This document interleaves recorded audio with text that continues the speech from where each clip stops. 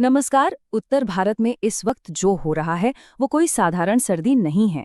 जबरदस्त ठंड और घना कोहरा, मतलब पूरा का पूरा इलाका इसकी चपेट में है। तो चलिए आज मौसम विभाग की ताज़ा रिपोर्ट को देखकर समझते हैं कि आखिर ये सब हो क्या रहा है। स्थिति कितनी गंभीर है इसका अंदाजा बस इस एक नंबर से लगाइए, 0 मीटर। अमृतसर, आगरा, ग्वालियर, इन बड़े शहरों में विजिबिलिटी 0 हो गई थी। हाँ, बिल्कुल 0। मतलब कुछ फीट आगे भी क्या है ये देखना नामुमकिन था। तो आज के इस पूरे विश्लेषण में हम क्या क्या देखने वाले हैं।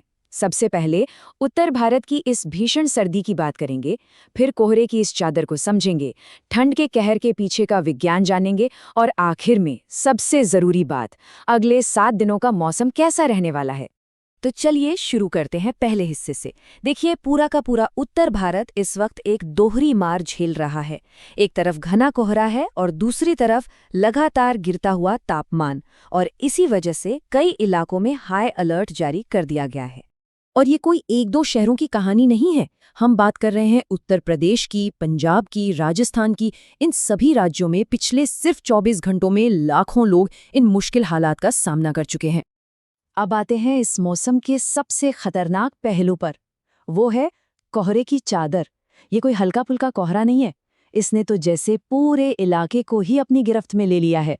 देखिए, मौसम विभाग जब कोहरे की बात करता है तो उसके कुछ पैमाने होते हैं। घना कोहरा यानी जब 50 से 200 मीटर तक ही देख पाएं, और बहुत घना कोहरा वो स्थिति है जब विजिबिलिटी 50 मीटर से भी कम हो जाती है। अब खुद सोचिए, हाईवे पर ऐसी हालत में गाड़ी चलाना कितना ज्यादा खतरनाक हो सकता है।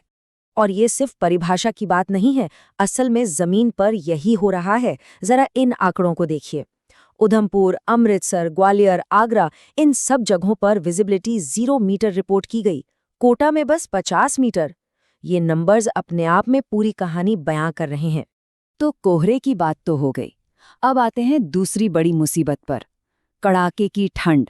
और ये कहना गलत नहीं होगा कि ये कोई मामूली सर्दी नहीं है। ये सच में मुश्किलें बढ़ाने वाली ठंड है।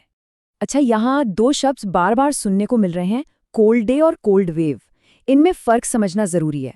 कोल्ड डे का मतलब है जब दिन का तापमान भी सामान्य से बहुत कम हो, मतलब दिन में भी हाड़ कंपाने वाली ठंड हो। और कोल्ड वेव, जिसे हम शीतल लहर कहते हैं, वो तब होती है जब रात का तापमान लगातार कई दिनों तक बहुत नीचे बना रहे। और इस वक्त उत्तर भारत में ये दोनों ही स्थितियां बनी हुई हैं। और ठंड कितनी ज्यादा है इसका सबसे बड़ा सबूत ये आंकड़ा है। सोचिए, मैदानी इलाकों में सबसे कम तापमान रिकॉर्ड किया गया पूर्वी राजस्थान के फतेहपुर में, सिर्फ 2.8 डिग्री सेल्सियस। और ये ठंड किसी एक जगह पर नहीं, बल्कि पूरे क्षेत्र में फैली हुई है। अगर पहाड़ों की बात करें, जैसे हिमाचल और उत्तराखंड, तो वहां तापमान 0 से 5 डिग्री के बीच है। मैदानी इलाकों में आ जाएं, पंजाब, हरियाणा, दिल्ली, यहां भी पारा 5 से 10 डिग्री के बीच झूल रहा है। और तो और इसका असर पूर्वी भारत के कुछ हिस्सों तक पहुंच गया है, जहां तापमान सामान्य से भी कम चल रहा है। तो अब सबसे बड़ा सवाल कि आखिर ऐसा हो क्यों रहा है? मौसम में अचानक इतना बड़ा बदलाव क्यों आया? चलिए अब इसके पीछे के विज्ञान को, इसके वायुमंडलीय कारणों को समझने की कोशिश करते हैं। देखिए, इसका जो मुख्य कारण बताया जा रहा है वो है एक बहुत शक्तिशाली सब ट्रॉपिकल वेस्टर्ली जेट स्ट्रीम। अभी सुनने में थोड़ा मुश्किल लग सकता है, पर इसे ऐसे समझिए।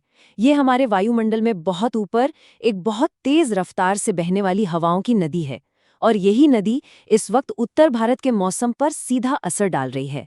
तो मतलब सिर्फ ये जेट स्ट्रीम ही अकेली वजह नहीं है, इसके साथ साथ कई और मौसमी सिस्टम्स भी काम कर रहे हैं, जैसे बांग्लादेश और अरब सागर के ऊपर बने साइक्लोनिक सर्कुलेशन। तो ये जेट स्ट्रीम और ये बाकी सिस्टम्स सब मिलकर ये गंभीर हालात पैदा कर रहे हैं।